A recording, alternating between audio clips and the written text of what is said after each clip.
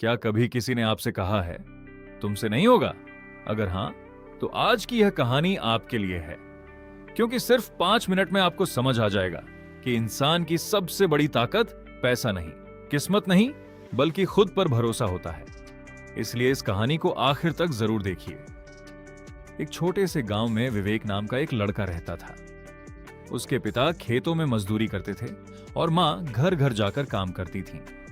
घर की आर्थिक स्थिति इतनी कमजोर थी कि कई बार 2 वक्त का खाना जुटाना भी मुश्किल हो जाता था। लेकिन विवेक का एक सपना था। वह पढ़ लिखकर बड़ा अधिकारी बनेगा और अपने माता पिता की जिंदगी बदल देगा। जब भी वह अपने सपनों की बात करता, लोग हंस पड़ते। कोई कहता, तुम जैसे लाखों लोग सपने देखते हैं, लेकिन पूरे कितनों के होते हैं। कोई कहता, पहले घर की हालत देखो, फिर बड़े बड़े सपने देखना।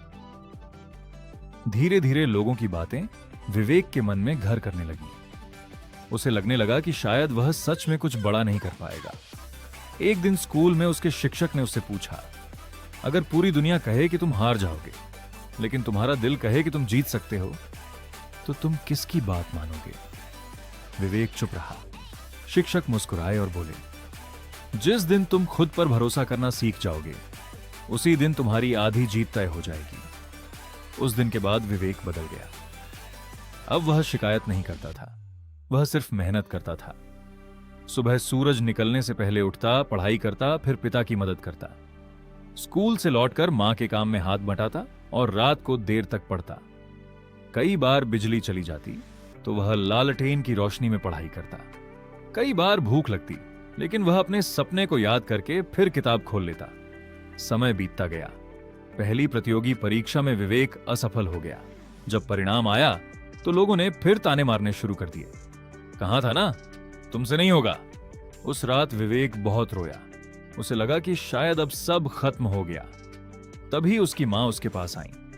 उन्होंने उसके सिर पर हाथ रखा और कहा, बेटा, हारने वाला इंसान वह नहीं होता जो गिर जाता है। हारने वाला वह होता है जो दोबारा उठने की हिम्मत छोड़ देता है।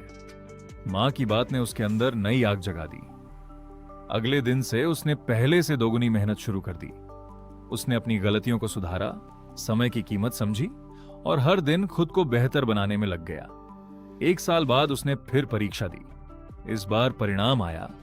पूरे गांव की नजर सूची पर थी और जैसे ही सूची में विवेक का नाम आया, पूरा गांव तालियों से गूंज उठा। जो लोग कभी कहते थे तुमसे नहीं होगा, वही लोग अब कहते थे, हमें तुम पर गर्व है। विवेक अपने नियुक्ति पत्र के साथ घर पहुंचा। उसके पिता की आंखों में आंसू थे। मां ने उसे गले लगाया। विवेक मुस्कुराकर बोला, अगर मैंने लोगों की बात मान ली होती तो आज मैं यहां तक कभी नहीं पहुंच पाता। मेरी सबसे बड़ी ताकत मेरा खुद पर भरोसा था। क्लोजिंग।